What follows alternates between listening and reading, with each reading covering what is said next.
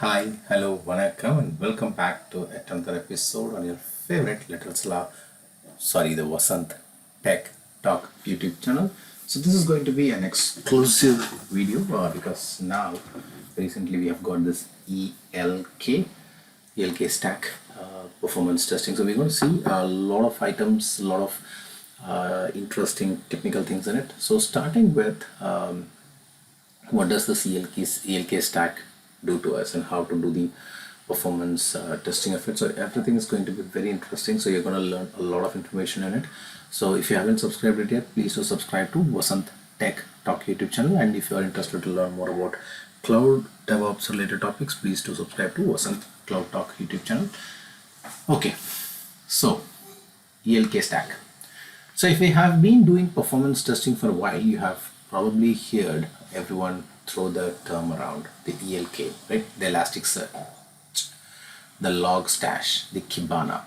And maybe you nodded along in a meeting once and thought, yes, I will actually learn that and will start doing it. But do you know when is that? Today. Today is that day, and I promise this is going to be one of those videos and I read you the Wikipedia definition and call it a lesson. We are doing this properly. It's not going to be something like a Wikipedia, a normal manual thing. It's going to be a real setup, real JMeter test, real dashboard over the next 10 episodes. So before we touch a single line of config, I want to spend a few minutes on why. Because if you don't get the why, then the how will just feel like a homework. The second slide. So let me ask you something. Has this ever happened to you? So you run a JMeter test, the summary report pops up and it says something like 97% pass rate. The average response time is 420 milliseconds on average. So it might look for you great, right? You have a screenshot, you have evidence of it, and you send it to your team, you send it to your stakeholders, the business, everybody's happy. And then 2 hours later, someone from the application team pings you asking, hey, we had a really tough patch, a rough patch around 2 p.m. today. Users were getting timed out, the support tickets were getting piled up, and you're sitting there like, wait, my test said everything was fine. So here's the thing. JMeter did not lie to you. It told you exactly what it saw from the outside. The request went out. The response came back, and here is how long it took, right? The average response times. And that's genuinely an useful information. But why something was slow, right? The slowness or why it failed. So that is not sitting in JMeter, and that's buried in a log file on a server. That's nobody looking at while the test is running. So that gap, right? The gap between the slowness to the failure to the log to the server. So that's the whole reason we are having this course, right? The third one. So in this slide, we're going to see. So here's what you want to cover in this intro, in this slide, in this video today. So what the ELK actually is, in plain language, I'm not going to do any marketing, it's in just very plain language so that it fits next to JMeter setup where you probably already know. So why this matters specifically to you is if your job title has performance or SRE or DevOps in it, then I will walk you through a real scenario, because the abstract explanations where other do only will get you so far. And then I'll show you where this whole 10 episode series is headed so you know what you're signing up for. So what the JMeter can and cannot see. Let's go specific about the gap I mentioned. So JMeter is really good at telling you the client side story, the response times, the throughput, how many requests fail, the distribution of latencies, all solid, all useful. What it the flat out cannot tell you is what happened inside the box. Which exception has got thrown, which SQL query took forever, whether the JVM stopped everything for 3 seconds to do a garbage collection right when your load hit its peak, or whether a connection pool just ran dry. So none of that shows up in a JMeter report. It cannot, obviously. The JMeter was never in the room when it happened. Right? So that we can't blame the JMeter for in this case. So now what is ELK? This is the actual definition slide. So I'm going to be very clear. I'm going to be very simple. I'm not going to over explain it, but we'll go deeper in next. Okay. So what is it? What actually is it? So the official name is the Elastic Stack. So ELK is just the nickname where everyone actually uses. Before, it's three tools that are basically always used together. So Elasticsearch stores everything and lets you search it fast. So Logstash is the thing that takes your messy raw logs and turns them into something structured and useful. And Kibana is what you actually look at it. So that's a dashboard, right? The visual layer. So the thing that you would show your manager. So three tools, three jobs, and let's go one at a time. So starting with the next one, the Elasticsearch.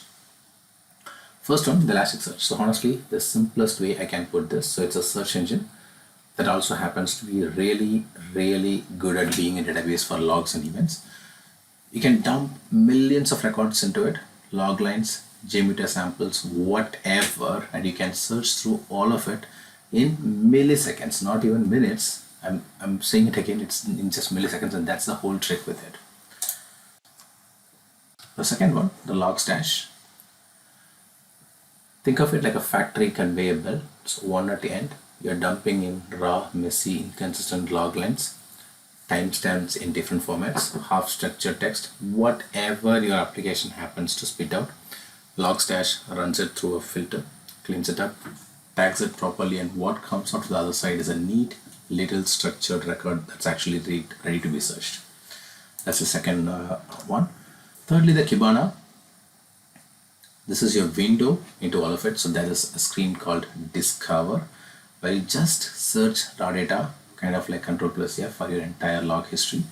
There's dev tools if you want to talk to Elasticsearch directly, and then there's dashboards, which honestly is the part people get excited about. Your team, your business, everybody will be excited about, because instead of handing someone a spreadsheet with a lot of tabs, you are going to hand them with one single screen, and that will just show the entire story. So the architecture diagram, right? So I always wants to know the architecture, and that's why I'm going to explain you the architecture to you as well. So let me show you how this actually flows, because it's a simpler than it sounds. Your JMeter test is running, and at the same time your application is writing logs. Both of those streams, the JMeter metrics and the app logs, get picked up and sent into Logstash. Logstash cleans them up and pushes them into Elasticsearch, and Elasticsearch is what Kibana is reading from when you open a dashboard. So it's not four separate things you have to babysit. It's one pipeline, data goes in one end, and by the time it reaches Kibana, it's clean, it's searchable, and this is the important part. Your JMeter results and your application logs are sitting right next to each other. Same timeline, same place. The next one. Why performance engineers specifically? So now, why does this matter to us? Why does this matter to you specifically, and not just to whoever on the DevOps team? Because you are the one who is running the test. You are the one who is supposed to explain what happened. And right now, without something like ELK, you are basically guessing. You are assuming, or worse, you are the one pinging 5 different people asking, hey, can you check your logs around 2 p.m. and waiting on the Slack replies. With this setup, you can correlate load, errors while the test is still running, and it's not after the environment has already been torn down. So you can root cause an issue yourself instead of SSHing into a dozen servers and cracking around, hoping that you can find something before the test window closes. You build one dashboard, you reuse every single run instead of a throwaway HTML report each time. And when someone questions your findings, and they will, you're not saying, please trust me, it felt slow. So you're pointing at the exact log line at the exact timestamp. So now a real world scenario. So let me walk you through something that's basically ripped straight from a real load test, e-commerce checkout API, Black Friday style traffic simulation, and ramping users up gradually. So at 200 users, totally fine, everything is good. 210 milliseconds average, 0 errors. At 500 users, still okay. Average creeps up to 380 milliseconds, a tiny bit of error rate, nothing alarming at this stage. Then you hit 800 concurrent users and bang, the average response time jumps to over 4 seconds, error rate spikes to 14%. Now if you all had was JMeter and that's where your investigation stops, you know now that it broke. You don't know why, but because the logs were flowing into ELK the whole time, you open Kibana, you search that exact same window, 800 users, same timestamp, and there it is. 14 events, same error over and over. Connection is not available. Request timed out after 30,000 milliseconds. That's the database connection pool. So at this point of time, it ran dry, right at 800 users. It's not about the network. It's not a bug in the code. A pool size that was configured too small. And that's a one-line config change, if you know that. And you found it in about a minute because the evidence was sitting right next to you after the load test that triggered it. Now the comparison table. So if you lay it out side by side, JMeter alone gives you the response times and throughput. We all know that, very sure. But the root cause analysis, no. Correlating logs to metrics, no. Comparing trend across multiple runs, no. You're doing that hand in hand in a spreadsheet if you're doing it all, and ELK into the mix, and suddenly all of that is just there. Yes. So now I want to be very straight with you. ELK is not replacing Grafana. It's not replacing something like Dynatrace or Neuralink. These tools do their own thing really well. Grafana is built for time series metrics. APM tools auto instrument your code for you. ELK's specific strength is flexible search across logs, structured or not, and this is the part that matters for us. You can usually stand it up yourself, so you don't need to file a ticket with some separate observability team and wait 2 weeks. That's really the whole idea behind this, is because you own the load test, you should be able to own the evidence that explains it. So now the roadmap, this is what we're going to see. So this is a very short and straight roadmap. So here's what we are headed. Next episode we get Elasticsearch, Logstash, Kibana running with Docker, no manual installs, no version hunting. And after that we get into indexers and shards, actually collecting application logs, building your first dashboard. And then we start feeding JMeter metrics straight into Elasticsearch, build proper performance dashboards, correlate everything together, and by episode 9 and 10, we are doing a full production style monitoring project, start to finish.